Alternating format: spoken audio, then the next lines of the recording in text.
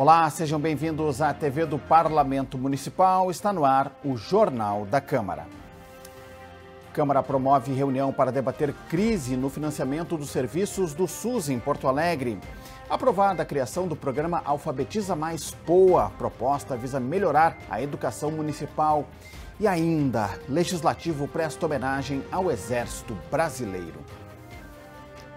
Estas e outras informações você confere a partir de agora, aqui no Jornal da Câmara.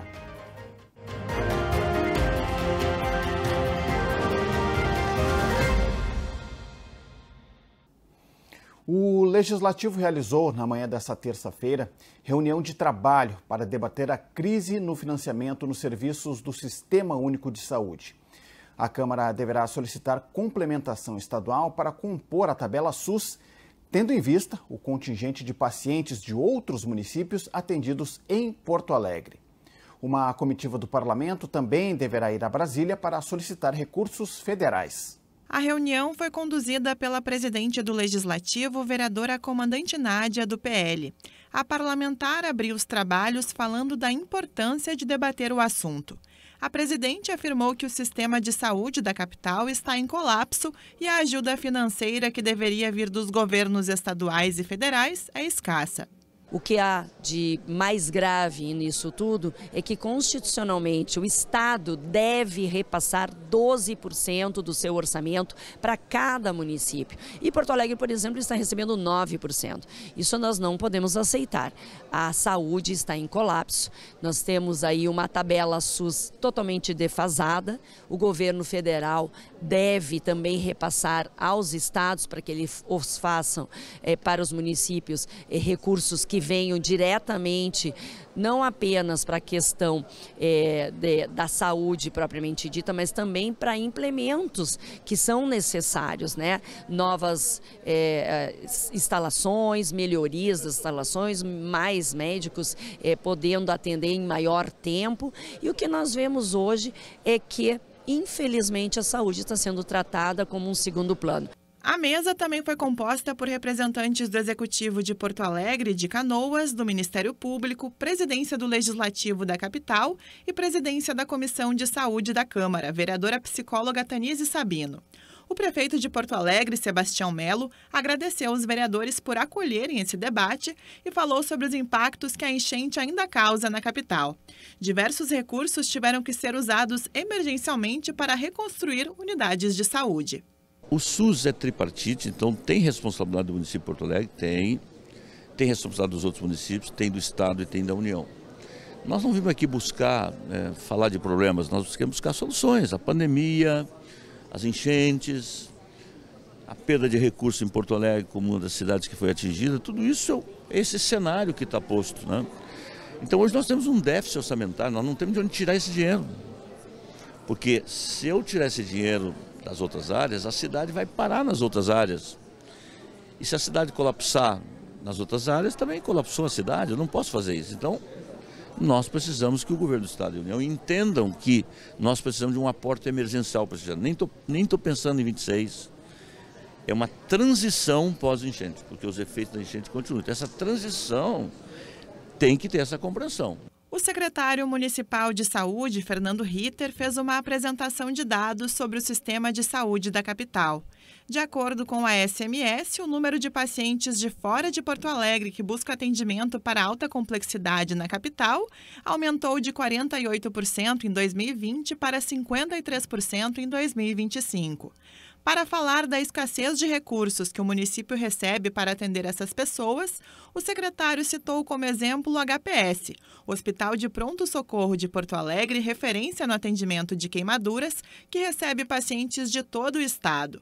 O tratamento de queimados tem custo diário de R$ 8.000 por leito, porém o estado repassa pouco mais de R$ 1.000. Hoje, a saúde da região metropolitana precisa de ajuda. Eu acho que se tentou descentralizar, cuidar das pessoas, aumentou as demandas em regiões do estado do Rio Grande do Sul, no entanto, a complexidade cresceu. E os custos em saúde aumentaram várias vezes mais do que os próprios índices de correções inflacionárias. A gente precisa urgentemente rever critérios de distribuição de recursos financeiros. Precisamos que cada ente assuma sua responsabilidade, porque a saúde é tripartite, e invista aquilo que é o mínimo constitucional.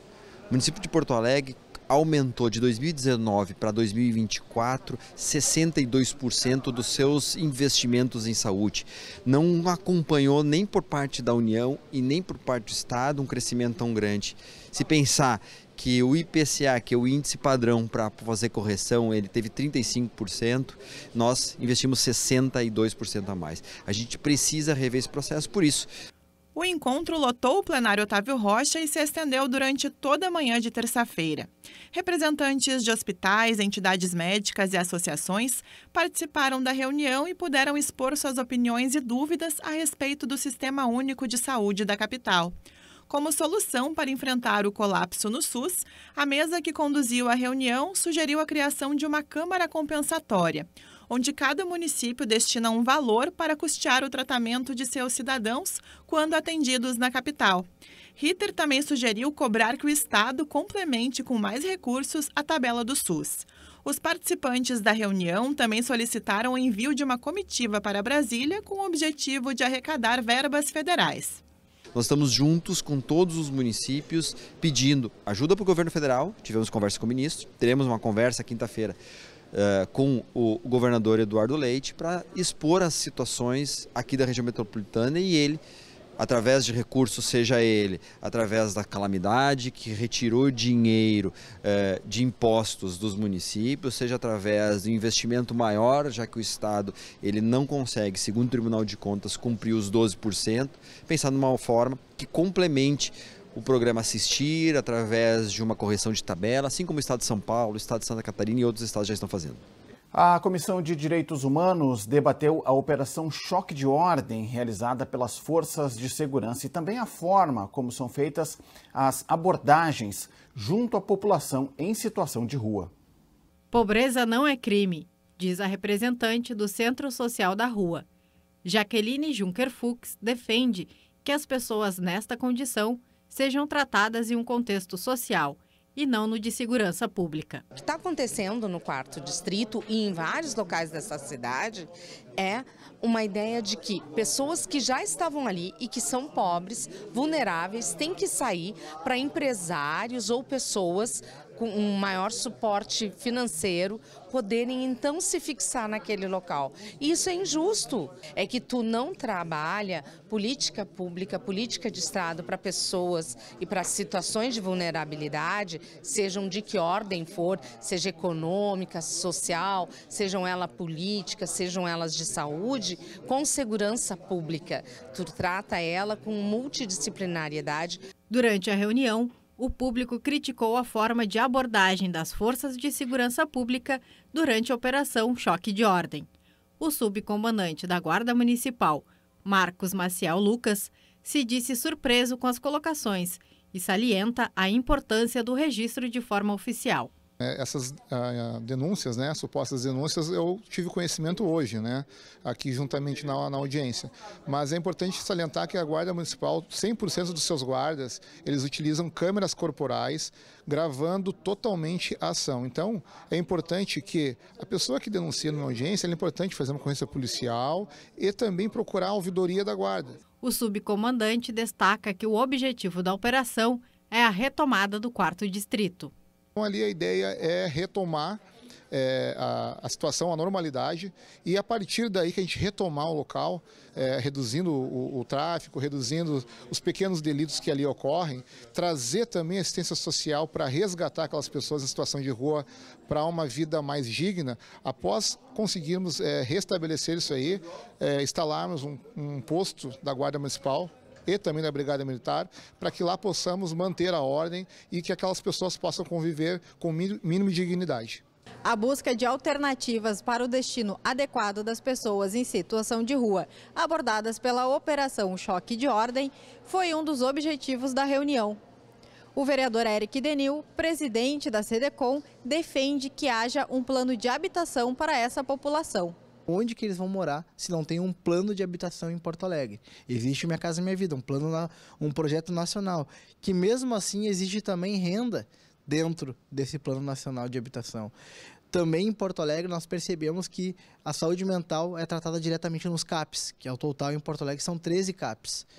Porém, nós sabemos que se tu procura o CAPs hoje, pode ser que chegue lá e não tenha vaga, não tenha leito suficiente para atender a população com problemas, né, com a saúde mental, com a drogadição, com o álcool e por aí vai. Então, ou seja, a estrutura do Estado não está suportando o tamanho da demanda. Então, hoje nós não tivemos respostas, o que nós fizemos aqui foram questionamentos e pedimos, de fato, um respeito para essa população. O presidente da comissão considera que a Operação Choque de Ordem não vai resolver os problemas relacionados à segurança. O parlamentar defende também que sejam criados programas sociais para mudar a situação atual. É uma operação que não resolve os problemas da cidade de Porto Alegre. Ela é uma operação que tem, na verdade, violentado muitas vezes as pessoas em situação de rua, violentado muitas vezes as pessoas que trabalham com reciclagem na nossa cidade, que além de ajudar na limpeza urbana, fazem, né, da reciclagem o seu meio de sobrevivência. E nós entendemos que não se resolve, né, os problemas sociais da cidade a não ser aplicando programas, né, sociais que possam incluí-las. A Comissão Parlamentar de Inquérito, que investiga as circunstâncias da tragédia na pousada Garoa, ouviu mais 3 sobreviventes nesta semana. Um dos moradores acredita que o incêndio tenha sido criminoso. Na manhã desta segunda-feira, foram ouvidos mais 3 sobreviventes do incêndio na pousada Garoa. Entre eles, o morador mais antigo do local. Glaucio Oxley da Rosa contou que o fogo teve início próximo ao quarto onde ele residia. Era bem pertinho do meu quarto e eu vi a claridade na parede, né? E quando eu cheguei, quando eu vi a claridade, eu cheguei ali perto do local, só tava o fogo no colchão. Eu fui puxar ele, daí prendeu nas paredes de madeira, que daí não deu mais para chegar perto. Aí foi questões de segundos para tomar conta. Ele ainda afirmou que foi o primeiro a ver o fogo.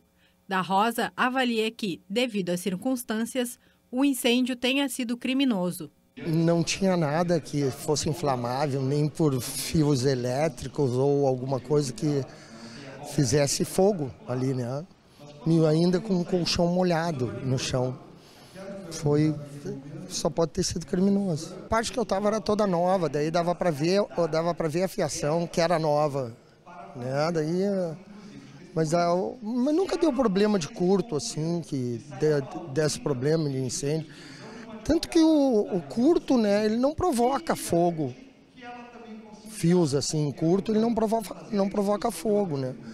Por isso que eu acredito bem que foi criminoso mesmo. Até o local que o colchão estava não tinha como prender fogo. Da Rosa viveu por 2 anos e meio na rede de pousadas Garoa. Nenhuma das unidades tem alvará, nem o projeto de incêndio. O relator da CPI, vereador Marcos Felipe do Cidadania, destaca que o depoimento de Glaucio foi importante, pois ele estava a poucos metros do início do incêndio. Ele tem uma importância porque ele foi a primeira pessoa a ver o fogo. Como ele relatou, ele estava a 10 metros ali do quarto que pegou fogo. Então ele foi a primeira pessoa a ver o fogo e a agir. Então ele conta ali que o fogo iniciou de um colchão. Na percepção dele, o colchão estava úmido por conta que pegou chuva alguns dias atrás, mas que não teria como o fogo pegar sozinho no colchão. Então ele afirmou aqui e nós demos toda a liberdade para que ele desse a sua versão, ou se quisesse calar, ou caso não lembrasse, faz quase 1 ano da tragédia. Ele colocou que teria certeza que foi criminoso, porque inclusive não tinha tomado a próxima e no momento do fogo ainda tinha luz na pousada. Então foi o relato dele. O presidente da CPI, vereador Pedro Ruas do PSOL, destaca que houve a confirmação da falta de PPCI no depoimento de Glaucio. Ele confirmou que nunca houve plano de prevenção contra incêndios e nenhum extintor funcionava. Ele até respondeu, alguém perguntou, mas todos eram vencidos? Ele disse todos, nenhum funcionava. Isso é uma barbaridade, um prédio de madeira com dezenas de pessoas e nenhum extintor funciona? O primeiro a depor foi Marcelo Wagner Scheleck. Ele contou que saiu pela porta da frente. Outro sobrevivente, John Wilson Birajara Correia, também confirmou que a porta da frente foi aberta no momento do incêndio, porém observou que esta era a única saída para dar vazão aos 3 prédios. Era uma só que era do meio, bem na frente onde ficava o guarda, uma câmera em cima. Era por ali que a gente entrava e saía. Meia-noite o guarda fechava e abria às 5 para não ter correria, para não ter... Era assim a nossa rotina. E aí então foi por essa porta que tu conseguiu sair? Sim, ela estava tomada de fogo. Tomada de fogo, eu saí no meio, não sei como, foi Deus que me ajudou. O porteiro estava do outro lado da rua lá apavorado, com os olhão, porque ele também teve que sair, porque se ficasse ia morrer. Após ter deixado o prédio, John contou que ajudou outros moradores a sair. Ele lembrou ainda que conseguiu abrir outra porta que estava trancada.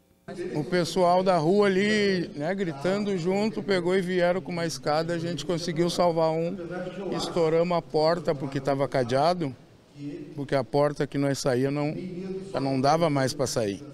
Aí as gurias que tinha na frente, daí conseguiram ali um martelo, a gente conseguiu estourar e o pessoal que tinha ficado trancado lá, porque não conseguiu sair na porta que estava toda pegada, conseguiu sair por essa outra porta. Em função do feriado de Tiradentes, em 21 de abril, a CPI tem nova rodada de oitivas na segunda-feira, dia 28, a partir das 9h30 da manhã, com transmissão da TV Câmara. A Câmara aprovou o projeto do Executivo que institui o programa Alfabetiza Mais POA. A medida, segundo o governo, visa aprimorar a educação no município. Aprovado com um placar de 20 votos favoráveis e 12 contrários, o projeto visa garantir o ensino pleno de crianças até o 2º ano do ensino fundamental. A proposta também tem o objetivo de elevar a taxa de alfabetização dos atuais 40% para 75% dos estudantes ao final do 2º ano. Conforme o secretário municipal de Educação, a iniciativa ainda prevê o aperfeiçoamento dos professores. Dentre essas estratégias, está prevista a criação, a concessão de uma bolsa de aperfeiçoamento a ser paga mensalmente aos professores de 1º e 2º ano do ensino fundamental, para que eles participem do programa, se utilizem dos materiais do programa e participem, sobretudo, das formações do programa, para que com isso, por meio de uma série de avaliações sistemáticas que a gente vai ter, a gente possa qualificar, então, e realmente ter um número maior de estudantes plenamente alfabetizados ao final do 2º ano do ensino fundamental. Para a liderança do governo, o projeto é adequado para melhorar os índices de educação na cidade. Um projeto importantíssimo, nós tivemos a presença do próprio secretário Pascoal aqui na Câmara, porque nós temos que cuidar da educação. O nosso nível de educação aqui em Porto Alegre tem caído muito e é responsabilidade. O prefeito Melo diz que é um dos principais motes da sua administração é a educação. Hoje nós fizemos aqui, eu diria, justiça para os professores, para os funcionários e dando incentivo para aqueles que se preparam para cuidar da educação do município. Já para a oposição, o Alfabetiza Mais POA deveria incluir, além dos professores de 1º e 2º anos, os demais profissionais da educação do município. Porque o professor de educação física, o professor de artes, o diretor de escola, a coordenação pedagógica, todos participam da discussão e construção da política de alfabetização. E o governo só quer dar bolsa para a professora, regente de classe. Está errado. Nós queremos que todos, inclusive a professora, o professor, da sala de integração e recursos. Não é dividindo a escola que a gente vai qualificar ela. E aqui eu tenho um pedido de informação que o governo respondeu de forma vergonhosa, disse que não vai adaptar os materiais às pessoas com deficiência. Mas que ciclo de alfabetização é esse, que não inclui todos? Que programa é esse, que não entende que todos têm o direito a se alfabetizar? Ainda sobre o projeto, também foi aprovada uma emenda de 2 parlamentares do PL, Fernanda Bart e Gessé Sangalli, determinando que a concessão e a manutenção das bolsas fiquem condicionadas à comprovação de frequência de no mínimo 90% nas atividades do programa e à ausência de processo administrativo disciplinar. Outra proposta do Executivo, também aprovada na sessão de segunda-feira, prevê o aumento da parcela de complemento remuneratório dos servidores municipais. O benefício assegura que o vencimento básico inicial de todos os padrões remuneratórios da categoria não seja inferior ao salário mínimo nacional, fixado atualmente em R$ 1.518. Ainda na sessão de segunda-feira, o Legislativo prestou uma homenagem ao Exército Brasileiro. A instituição completa no dia 19 de abril 377 anos. Proposta pelo vereador Coronel Ustra, do PL, a homenagem foi realizada durante o período de comunicações. Maior exército da América Latina, a Força Terrestre Brasileira possui cerca de 360 mil soldados efetivos, além de mais de 1 milhão de reservistas. Criada no século XVII, a instituição completará no próximo sábado, 19 de abril, 377 anos de história. A data foi escolhida para celebrar o Dia do Exército Brasileiro porque foi neste dia, mas no ano de 1648, que aconteceu a primeira Batalha dos Guararapes. O Exército Brasileiro foi criado no dia 19 de abril de 1648, onde índios, brancos e negros se reuniram para expulsar o invasor holandês em Jaboatão dos Guararapes, que é Pernambuco. E, para mim, como militar do Exército Brasileiro, que estive na ativa durante 28 anos, é uma grande honra poder prestar essa homenagem aqui na Câmara de Vereadores, ter feito a proposta e ter sido votada aqui pelos vereadores, que concordaram que essa instituição de 377 anos faz muito pelo nosso Brasil. E ela faz parte da população brasileira, porque nós temos toda a população brasileira representada dentro do Exército Brasileiro. Comandante militar do Sul, o general de exército Hertes Pires do Nascimento, agradeceu a honraria recebida do Parlamento Municipal e destacou o papel constitucional da Força Armada. O Exército Brasileiro nasceu com a própria nação, lutando pela independência e, desde então, tem atuado com firmeza na defesa da nossa soberania, na garantia da lei e da ordem e no apoio às comunidades em momentos difíceis, seja em desastres naturais, emergências sanitárias ou projetos de desenvolvimento social. Mas, para continuar servindo ao Brasil com a devida eficiência, o Exército precisa de meios adequados aos tempos atuais. Vivemos em um mundo onde as ameaças mudaram. Hoje, não bastam apenas a coragem e o preparo dos nossos soldados. É necessário também investir em equipamentos modernos, tecnologias de pontas e sistemas de defesa atualizados. Militar da reserva, a vice-prefeita de Porto Alegre, Betina Vorme, prestigiou a solenidade. Estou aqui para agradecer. A homenagem é ao Exército, a minha também é ao Exército, que me oportunizou saber o que eu sei para trazer agora para o Executivo. Eu aprendi, General Hertz, a logística no Exército, eu aprendi a gestão no Exército e eu aprendi a administração pública com uma forma lisa, correta, incorruptível, eu poderia dizer. O Jornal da Câmara de hoje fica por aqui. Mais informações do Legislativo você confere no site da Câmara de Vereadores de Porto Alegre. Acesse também o YouTube da TV Câmara. Muito obrigado pela sua audiência, você já sabe. A gente se encontra na próxima edição. Até lá!